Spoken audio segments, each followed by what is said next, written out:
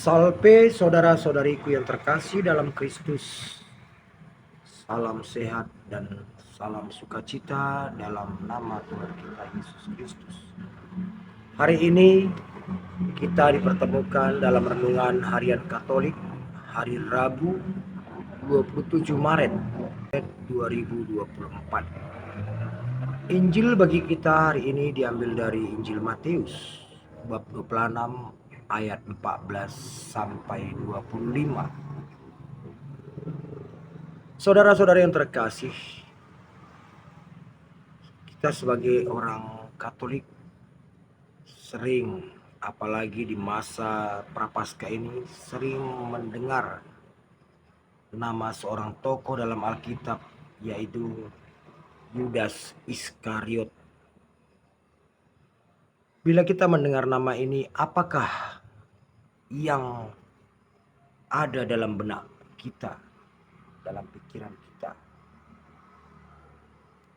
Pada umumnya kita akan mengatakan seorang murid Yesus yang berkhianat. Seorang murid Yesus yang menjual Yesus. Nah, saudara-saudara yang terkasih, Yudas Iskariot adalah murid Yesus, dan yang mengangkat dia adalah Yesus sendiri. Dan di dalam kelompok para rasul, Yudas Iskariot juga seorang yang punya posisi. Dia adalah bendahara para rasul. Dialah memegang keuangan para rasul. Tapi dalam Injil hari ini dikatakan ia pergi menjumpai imam-imam, lalu menanyakan, apa yang akan kalian berikan jika aku menyerahkan Yesus? Dan dia diberi 30 keping uang perak. Disitulah dia mulai mencari waktu yang tepat untuk menyerahkan Yesus kepada lawan-lawan Yesus. Saudara-saudara yang terkasih, padahal dia adalah seorang bendahara yang setiap hari bergumul dengan uang untuk kebutuhan para rasul, bahkan untuk memberi bantuan kepada orang-orang miskin. Yudas Iskariotlah pemegang perbendaharaan. Tapi ternyata kebiasaan Yudas berkecimpung dengan uang membuat pikirannya pun fokus kepada uang. Dan Yesus juga mengetahui bahwa Yudas juga sering melakukan korupsi dari kas para rasul. Dan inilah yang membuat Yudas pun dengan tega mengkhianati kepercayaan yang diberikan Yesus kepadanya. Bahkan karena serakahnya, ia pun rela mengkhianati Yesus, menjual Yesus hanya untuk 30 keping uang perak.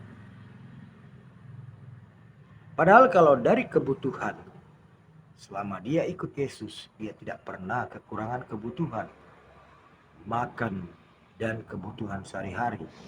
Sebab Yesus juga peduli dengan kebutuhan para muridnya. Tapi inilah bila setan telah menguasai, iblis telah merasuki, tiada lagi kesetiaan, cinta pun hilang.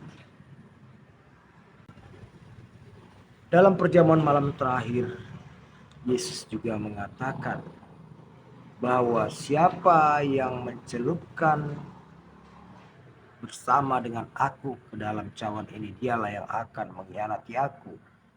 Ini sesungguhnya adalah suatu peringatan dari Yesus kepada Yudas, bahwa Yesus telah tahu siapa yang akan mengkhianati dia.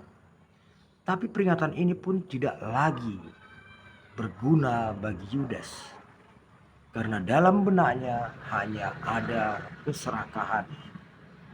Cintanya kepada Yesus telah hambar sama sekali. Tak ada lagi yang tersisa. Nah, saudara-saudara yang terkasih, akhirnya Yesus pun memberitahu apa hukumannya. Yesus mengatakan ada lebih baik dia tidak lahir. Artinya,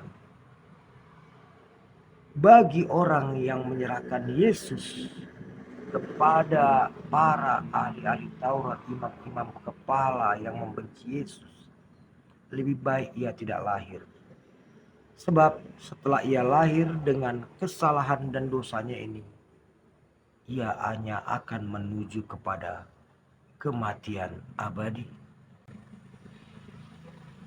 Nah, saudara-saudari yang terkasih,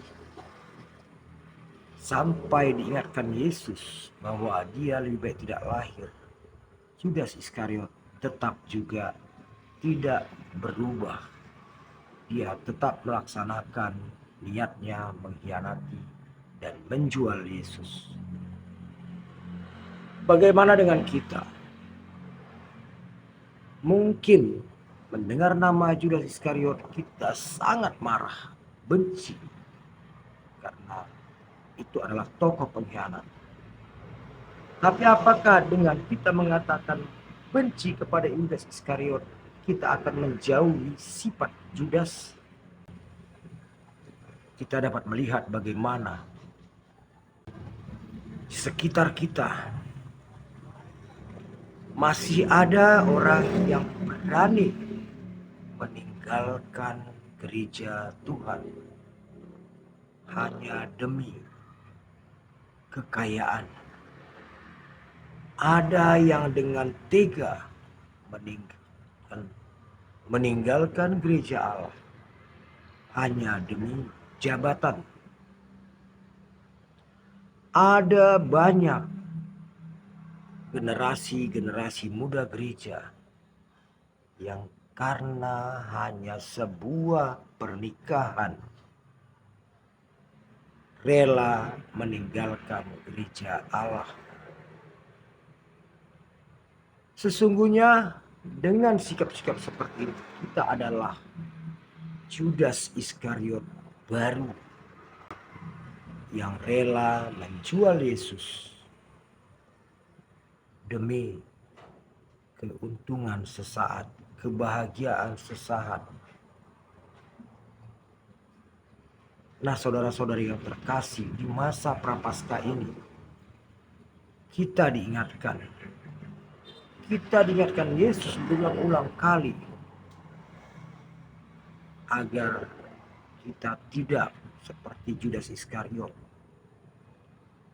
agar kita tidak tersesat, agar kita tidak ikut menjual Yesus, menjual iman kita. Tapi marilah kita setia. Memang kejatuhan dalam dosa akan selalu terjadi, tapi kita diajak untuk selalu bersandar kepada Yesus dan kembali kepadanya. Jangan sampai menjual Yesus, jangan sampai menggadaikan iman.